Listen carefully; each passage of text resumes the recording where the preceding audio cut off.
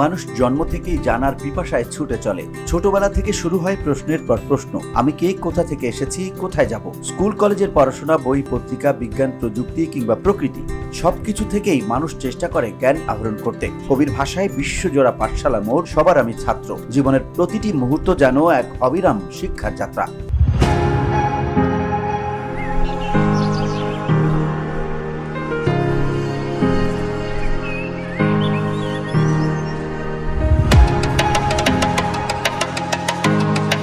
তবুও কত জ্ঞানী অজানা থেকে যায় মানুষের কাছে। মহাবিশ্বের রহস্য, ভবিষ্যতের অজানা খবর, জীবনের অন্তিম মুহূর্ত, এসব মানুষের সাধ্যের বাইরে। কোরআন হাদিসে বারবার বলা হয়েছে, এমন কিছু জ্ঞান আছে যা কেবল আল্লাহর কাছেই সীমাবদ্ধ। মানুষের সাধ্য যতদূরই প্রসারিত হোক না কেন, এই জ্ঞানের চাবি তিনি ছাড়া আর কারো হাতে নেই। পবিত্র কোরআনের সূরা লুকমানের 34 নম্বর আয়াতে এবং বিভিন্ন সহিহ হাদিসে উল্লেখ আছে, 5টি বিষয় আছে যা মানুষ কখনো জানতে পারে না। এই 5টি অদৃশ্য বা গায়েবের জ্ঞান কেবল আল্লাহই জানেন।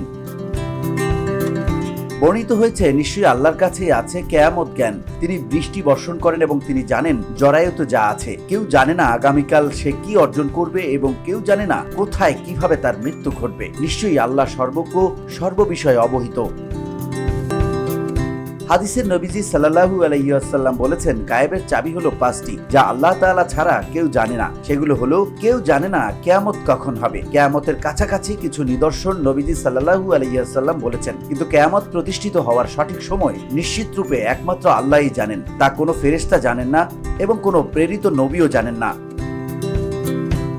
2, কেউ জানে না সে কোথায় ও কোন অবস্থায় মারা যাবে। কার মৃত্যু কিভাবে হবে, কোন অবস্থায় হবে, ঘরে না বাইরে, স্বদেশে না বিদেশে, এসব কেউ জানে না। যিনি জানেন তিনি হলেন আল্লাহ তাআলা। 3, কেউ জানে না আগামীকাল কি হবে, কি অর্জন করবে।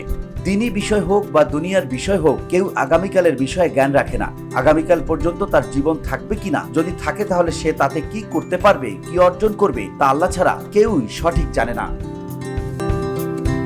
4, কেউ জানে না মায়ের গর্ভে কি আছে।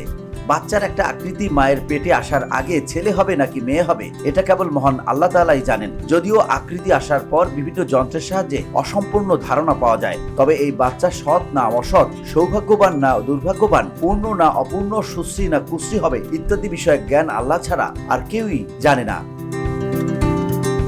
5, কেউ জানে না কখন বৃষ্টি হবে। মেঘের চিহ্ন বা লক্ষণ ও অনুকূল আবহাওয়া দেখে আন্দাজ করা হয় যে ওই এলাকায় বৃষ্টি হতে পারে, কিন্তু একথা সবার জানা যে এই আন্দাজ কখনো সঠিক হয়, আবার কখনো বেঠিক। এমনকি আবহাওয়া দপ্তরের প্রচারিত খবরও সবসময় সঠিক হয় না, যাতে পরিষ্কার বোঝা যাচ্ছে যে বৃষ্টি কোথায় কখন হবে একমাত্র আল্লাহ ছাড়া অন্য কেউ জানে না।